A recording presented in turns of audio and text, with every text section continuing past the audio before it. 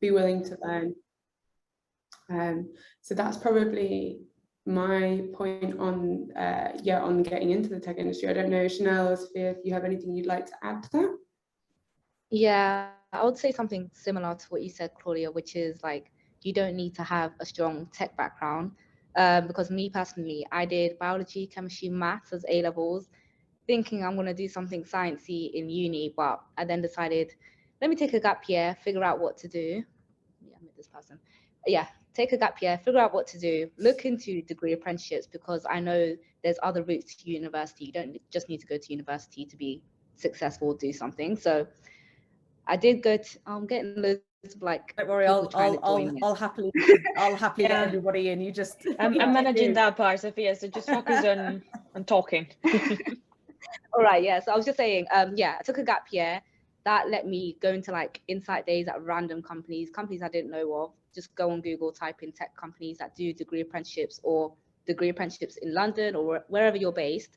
And that's where I found out what companies actually offer it. So last year was my gap year, no, 2 years ago. And I saw Accenture, Deloitte, KPMG, and those were like offering also insight days or like 2-week tech programs where you can just join in. You don't need to have any background as well. So there's people that I know that did psychology for A level, which is obviously not tech related, but they still got accepted into these like tech weeks or insight days.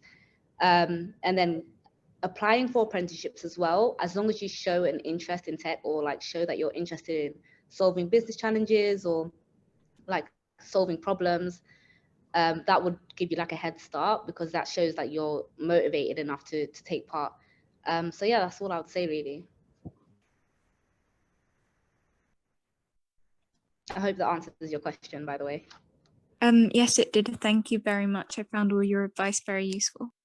Ella, I think there was one aspect you asked, sorry, around why tech, why do we get involved in tech? And I know Sophia just touched on it, but it's, for me, it's around seeing that, you know, the end result, seeing you make a difference to a customer, you know, that going on that customer journey from, you know, building out their requirements, you know, understanding about the customer and the industry, and then producing something that they go, wow, this has changed how we operate as a business, I think is really rewarding. So if you're a results driven person, you know, any kind of tech consultancy role is good for that. Yeah, I would definitely agree with that, Julie. And just for context, Ella, so I think I do a slightly different role to Chanel and Sophia. I think you're both solution engineers, is that correct? Yeah. So I'm a solution consultant. So I actually work with our customers to build out those solutions for them to use, you know, and help to improve their processes and things like that. So definitely related to what Julie was saying, you know, helping them to get that end result.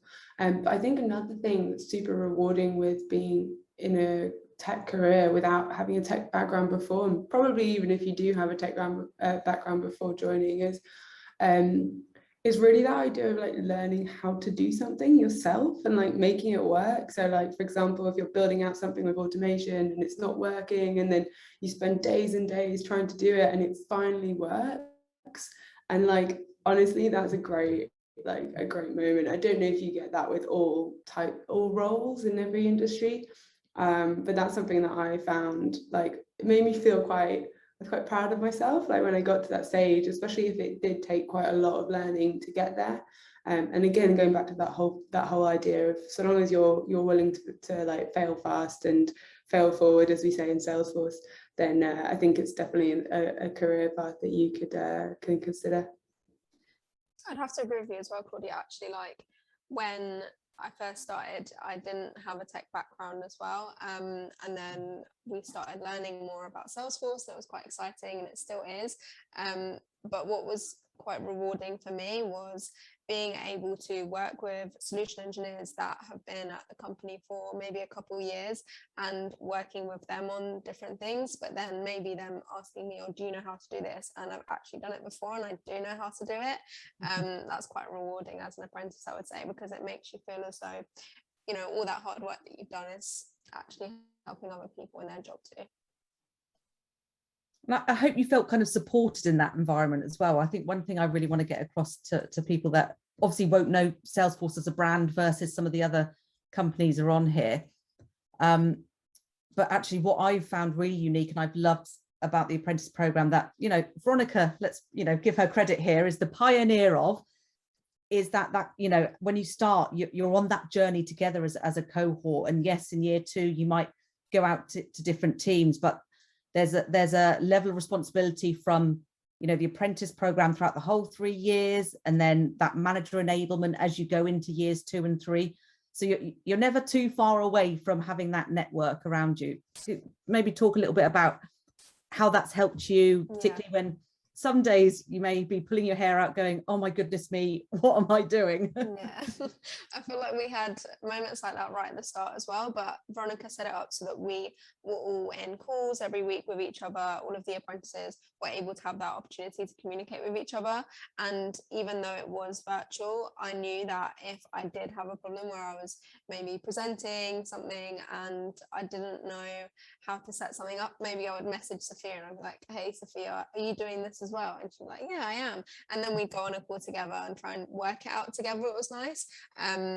Part of the first year we do peer certifications, so that basically means, because part of our job is to find out a little bit more about customers and then present a demonstration to them about how we can solve those challenges for them, we would do fake scenarios and then present that to our peers, and so Sophia and I actually got put on a peer set together, which was really fun, and it just meant that we could help each other and go on those calls together. And I didn't really feel like I was alone in any of it, and the support network throughout that whole first year and continuing on has been there for us. Yeah, Sophia, if you want to add to that.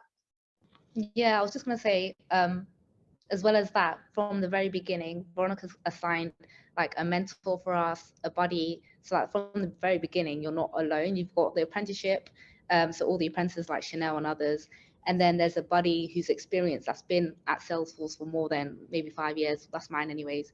So they've got like that experience. If you've got any Salesforce related questions or just questions related generally about working in a big company, because obviously me, the only previous experience I had was working in a tuition center, which is nothing compared to working in like a massive company.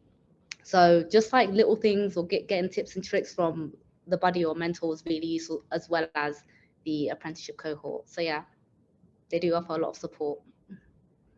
I think from my perspective, so I'm not an apprentice, but I'm really pleased to be mentoring one of the apprentices that's just joined. So I think that's how, like, a way of seeing it from the other side as well, is other people in the business are really excited to get involved with the apprentices. And even I think for any early in career people in Salesforce, there's so much support. So whether you're on a project, if you're working on an account, on a deal, something like that, I mean, there's such a wide range of roles now that I think you just find there's a lot of support from the wider team as well, not just from the apprentice program, which already there's, as you heard, there's already a lot there. But even if you found yourself working on a project or working on a deal where you don't have direct contact with someone related to the program, then you can definitely find somebody who'll help you. I don't know, are there any other questions maybe from anybody else on the call?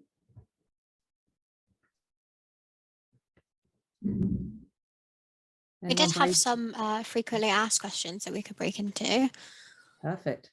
So one of the frequently asked questions is, what does a great candidate look like to your organisation? I know we touched that question was asked earlier, and we touched upon it. For me, there's definitely, I want someone to be authentic to themselves. You know, I don't want someone trying to be someone they're not and then landing in the business. You know, it's got to work both ways, right? It's an interview for us, it's an interview for them. So be your authentic self. I'm not expecting people to know a lot about Salesforce, but that passion for technology or what that means, I think is it's great to see that, you know, just naturally in somebody. I can't remember who said it earlier about being organized. I think that's a really key attribute. I mean, just in life, I've definitely found out the hard way around not being as organized as you should be. So yeah, they're just some of the things I think generally I would look at. I don't know if anyone else has, you know, got different experiences or thoughts on that. I can chip in on my experience working with others. So I think they mentioned it about the passion for tech. You heard it. People in these audience do not have technical background, but they had to pick a technical topic and really master it, right? So resilience, that desire to continue to drive despite things not working, would be for me the top. Like when I see people succeeding, is because they didn't give up even in the hard days where, well, the solution didn't come through after several tries. So resilience is something definitely we look for, and it's not even what we look for, but actually what's going to make you very successful in a path like an apprenticeship, where you're going to have to be wearing both hats between the school and work. Yeah, I guess I'll add my 2 cents in as well. So I assisted Veronica on the apprenticeship assessment centres, and I think, yeah, some of the stuff we were looking for was really that curiosity, like that, and willingness to learn was really, really good to see. And then, you know, that, like Julie was saying, being authentic, just we really want to see your personality. So, you know, if you can bring that through in your CV, if you can bring that through on the calls in the assessment centre, I think that's just really key, because we want to get to know you. I think more than anything, I think a lot of these other things as to whether you're curious, whether you're motivated, whether you're organised, I think it comes through if you show your personality. So yeah, don't try to be somebody else, for sure.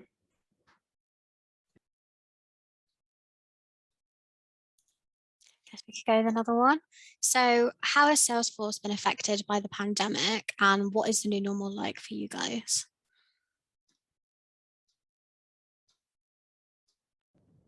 I can take this. Yeah, you go for it. I was going to say, how long have we got? But I'll let you go for it. So, yeah.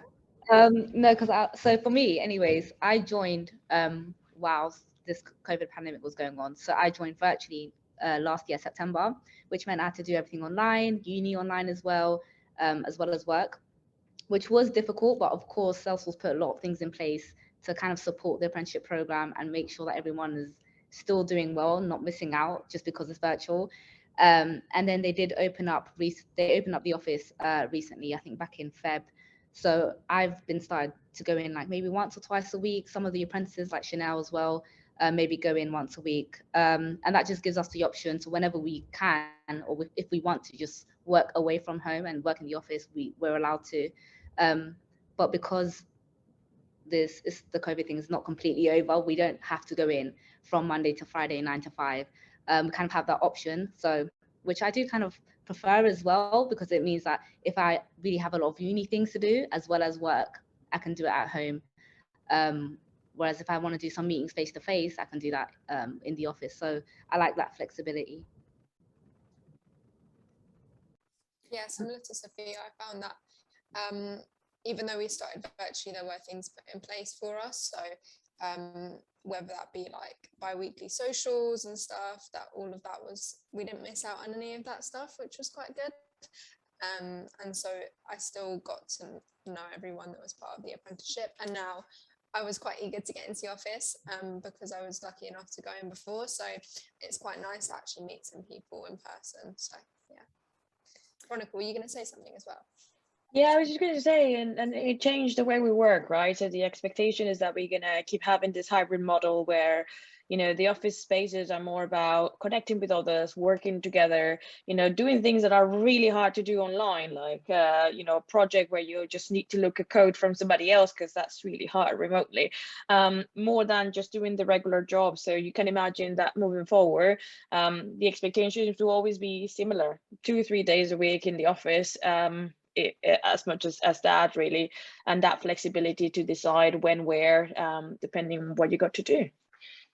And I would just add to that, I think, and this is probably more broadly, but you know, obviously I've seen this specifically in Salesforce, is that you know, the top-down approach to mental health during the COVID times. I think, you know, we all went from, you know, traveling, commuting, being in the office, you know, to being in front of the screen pretty much all day, every day.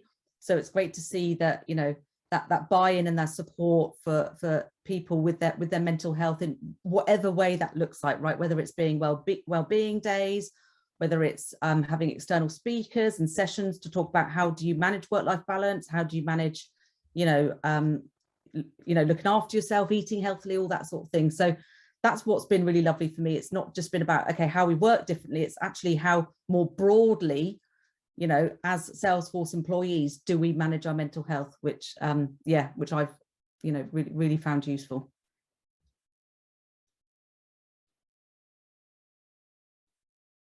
Cool. Have any of the newcomers got any questions? Yeah, we've got a few more people joining. This is good to see. Anyone brave enough to ask a question? Otherwise, you just get me rambling on, and nobody needs that on a Thursday afternoon, evening. I've got a question, if you don't mind. It's about the types of roles and apprenticeships that. So at the moment, I'm more interested in the non-technical roles. Just wanted to see what your sort of opportunities are within Salesforce for those. Well, I think it's quite interesting, because I do think when you think of technical roles, it's so broad, right? So I'll give you my view, and then I'll let some of the others jump in. So ultimately, the apprenticeship that we're talking about specifically is technical consultant, right? So all the apprentices come in and will learn a base knowledge around technology and the product set.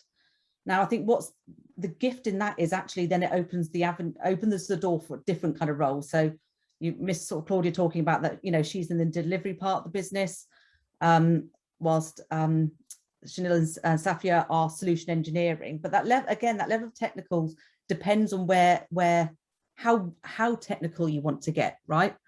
But it's that foundation to build upon to give you opportunities to go into different areas. But I don't think it's a deep technical apprentice program.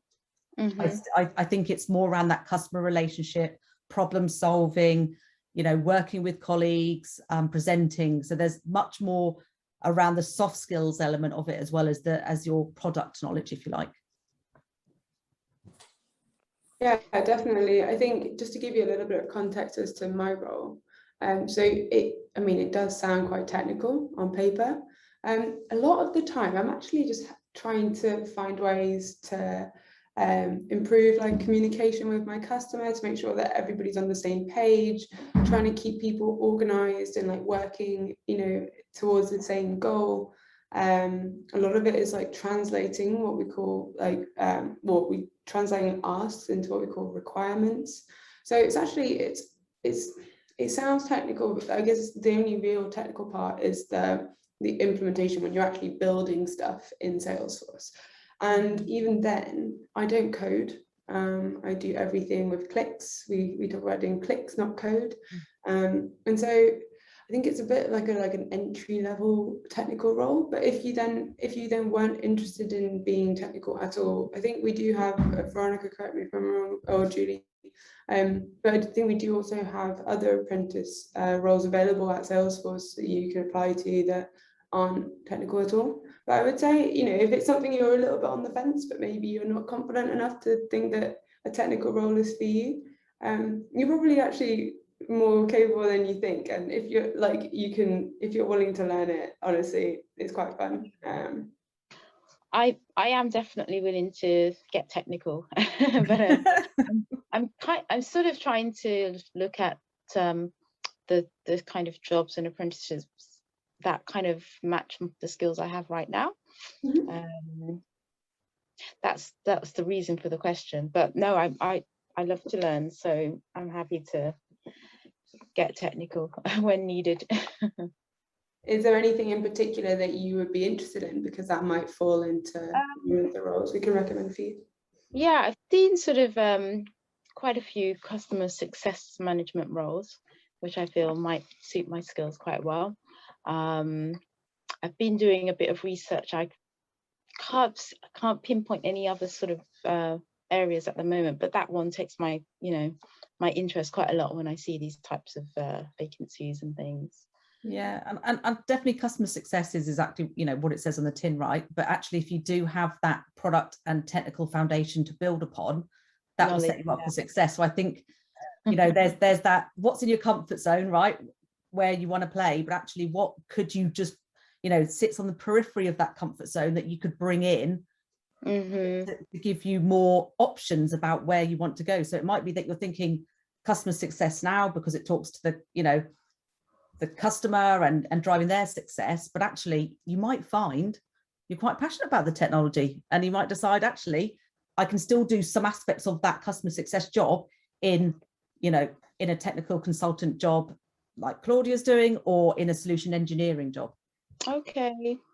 Yeah, to give you a bit of background, Remy, on that. So we have a couple of people that did customer success within the company that moved into a solution engineer role maybe like 8 months ago or something, because they love the idea of bringing that engagement with the customer, adding that layer of technology, and then rocking the role. So we've seen a lot of migration, if you want, from a role very similar to what you're describing you're doing today into a solution engineer one.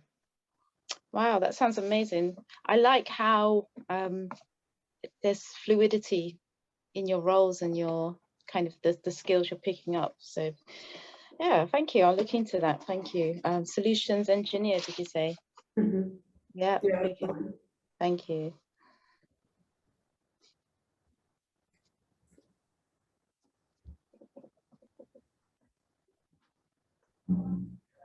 Are there any other questions from anybody else on the call? Or if not, maybe we can go back to dropping in, dropping out. Just following on from that conversation then, when is it that you guys start recruiting for next year's roles? When do your applications open? I'll let Veronica answer that. That's probably one detail that hasn't quite managed to stick in the brain yet. We normally put the job rank live between April and May for doing an assessment center in June. It's kind of a, again, fluid timeline as well. But keep an eye on that. I think historically by May, the latest, the job role is open for then that June assessment center for a September start. I was going to say, feel free to connect with any of us on LinkedIn. And if you want to find out a little bit more around what does that technical kind of roadmap look like, go to salesforce.com, look at the Trailblazers. So that's our online learning catalogue of courses, if you like. I don't know if I've explained that and given it justice, but again, that if you want to get a taste of what it is Salesforce does and test your appetite, or even just prep for you know, an opportunity at Salesforce, highly recommend that. And if you do, you get, I said to Veronica earlier, I wish we all had our Trailblazer hoodies on so we could, you know, walk the talk, but yeah. So, but that might be useful. Hello. Hello, welcome. Hi, I'm Ranjini. Hello. Hello. Hi. Do you have a question for us?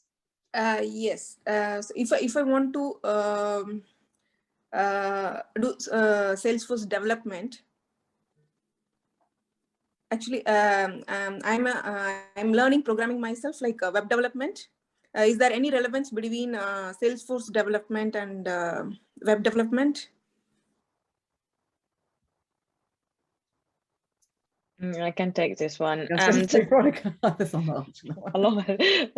Yes, there are some relations to that. So if you think about it, we do have our own coding language, so we're slightly different than what you're learning today.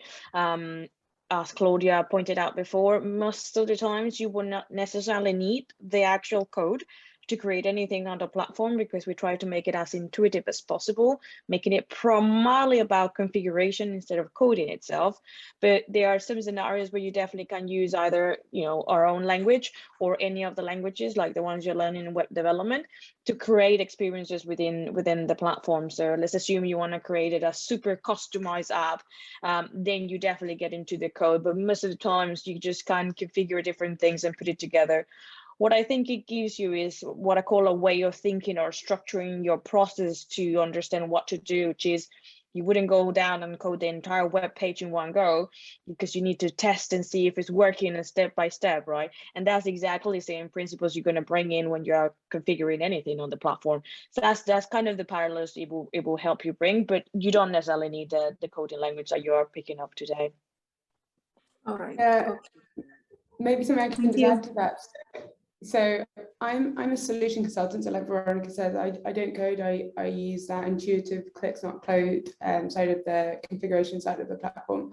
But actually, as a technical consultant, so if you were to kind of follow that technical consultant apprenticeship path, for example, you would find that there are actually some of our bigger customers that are trying to develop apps or customer facing communities that actually do require like some like coding. So technical consultants can get involved in that kind of thing. So if it is something you're interested in, that's definitely a better role to look into, I would suggest, than a solution engineering one, because you are looking more, rather than trying to find like quick wins of how to show value, which you tend to do with solution engineering. If you're trying to build something that is very, very tailored to the customer, that would require coding. So yeah, if you're looking for something that's in between the two, so you'll definitely apply the principles anyway, even if you were to do configuration. But if you wanted to actually get your hands dirty with some code, the technical consultant role would be really interesting for you. Yeah, but do I need to do the administrative certificate for that as well? So as part of the program, we actually get everybody to get the certification. So regardless of the path you're coming from, whether you have technical backgrounds or not, within the apprenticeship, we offer 3 different certifications. So all of our apprentices at the end of the program will have had at least 3 of those certifications, included the admin tool one that you're referring to. So it's not a prerequisite because we offer it as part of the program. Oh, right. Okay. And one more thing. Do you have any age limit for the apprenticeship? We don't have an age limit at the moment, really. I guess we started with A level, so it's just the requirement of education. So because it's a degree apprenticeship, we need to start for people that have completed their A levels, just because you have to be able to do level 6. But other than that, there is no limitation at the moment. And do you need to have any experience for the apprenticeship in any other field? Because I haven't worked before, but I worked as a maths tutor. Now I'm interested in coding, so in the lockdown I'm learning coding myself. So I came across this Salesforce and I just started to explore. Yeah. So I think it might be worth connecting with Julie on LinkedIn, because we have different programs for different levels. So it might be good to explore whether, you know, we accept people that have absolutely no experience. So some of the apprentices came straight out of A level, but we have a different programs where we actually hire, it's called Super Moms, the charity we work with, but ladies that were actually working before, had a lot of experience and still wanted to learn coding. So they kind of change careers and it's tailoring a different way, just because we know they have a different experience, or like a lot of actually working experience, and they just need support with the coding. So it might be worth having that conversation to explore which path will be best suited for your situation. Okay, thank you. Right, I think we're being kicked out of the breakout rooms now. We are indeed. So thank you everyone who joined. I hope you got your questions answered. If not, we're all on LinkedIn, so feel free to reach out.